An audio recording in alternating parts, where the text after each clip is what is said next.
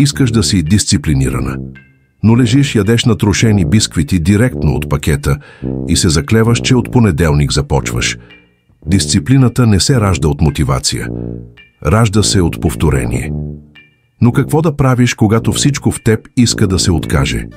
Когато възглавницата е по-убедителна от плана, а бисквитата по-утешителна от напредъка? Това видео е за точно това. Тихата битка между това коя си и коя искаш да бъдеш. Ако това те е жегнало повече, отколкото очакваше, абонирай се. Тук падаме заедно, но и ставаме заедно. Още си мислиш, че дисциплината изглежда като в Инстаграм. Ставане в 5 сутринта, чай с колаген, бягане преди изгрев, студен душ и четене на Сенека на латински преди закуска. Но в реалния живот събуждаш се в 9:43, с телефона залепен за лицето, половин бисквита смачкана върху гърдите и известие, че днес трябваше да е денят за ново начало. Да, дисциплината, която идеализираш, не съществува. Истинската дисциплина е грозна. Да станеш с мазна коса и въпреки това да действаш. Да ядеш ориз с яйце в тишина и пак да отидеш на тренировка. Да напишеш параграф без вдъхновение, без кафе, без просветление. Истинската дисциплина не блести. Тя се повтаря. Не се движи от мотивация. Това е, което правиш, когато нищо друго не работи. Знаеш, онази натрушена бисквита, която взе без да мислиш, не беше просто закуска. Беше опит да притъпиш разочарованието, че не можеш да бъдеш идеалната версия на себе си. Но ето я стоическата гледна точка. Не контролираш чувството. Контролираш само действието. Дисциплината не е да правиш нещата с желание, а да ги правиш въпреки липсата на такова. Да приемеш дискомфорта като част от процеса, не като знак за провал. Стоикът не чака вдъхновение, за да действа. Той действа, за да не потъне в собствения си драматизъм. Затова забрави за блясъка на перфектната рутина. Приеми бъркотията, приеми скуката, приеми натрушената бисквита. Защото понякога да продължиш, дори разочарована, е по-стоично, отколкото изглежда.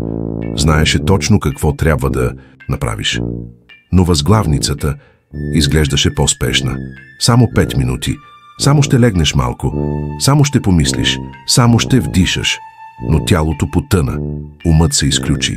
И планът за деня умря там, удавен в топла завивка, миришеща на оправдана страхливост. Истината, възглавницата е по-силна, отколкото изглежда. Не те държи със сила. Съблазнява те с комфорт. А комфортът е коварен. Не ти крещи, откажи се.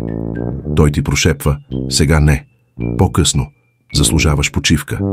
И ти вярваш, защото дисциплината не се проваля с гръм и трясък. Тя се проваля тихо. В онези още 10 минути, в онова ще го направя по-късно, в онова само днес не.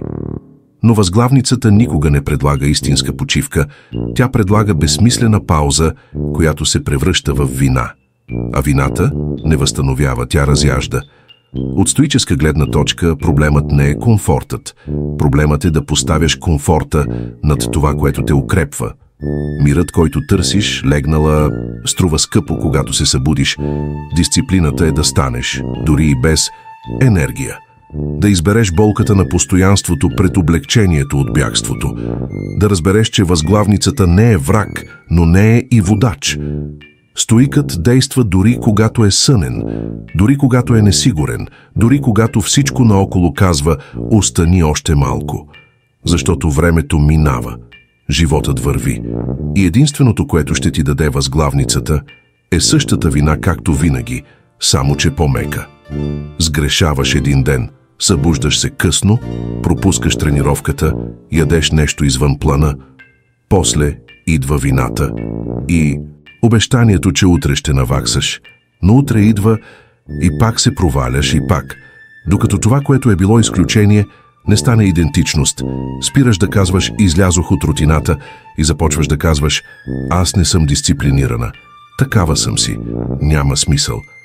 Но какво се случва наистина? Вярваш в вината, сякаш е съдба. Не си загубила фокуса.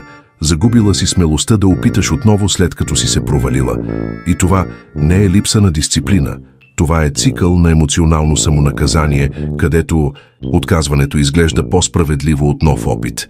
Само че вината, когато стане навик, не поправя, парализира. Убеждава те, че опитът отново е загуба на време. Превръща една грешка в цяла история за провал. От стоическа гледна точка, грешката няма морал. Тя просто се случва. А това, което правиш след нея, определя твоя път. Не е нужно винаги да успяваш.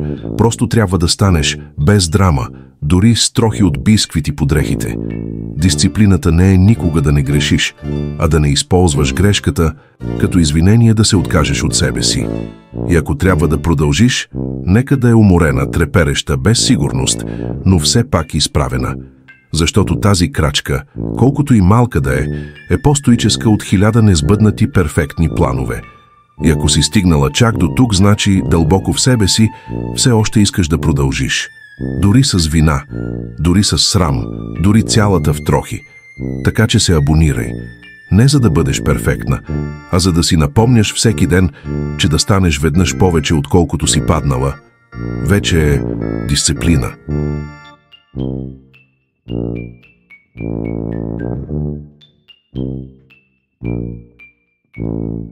Mm-hmm.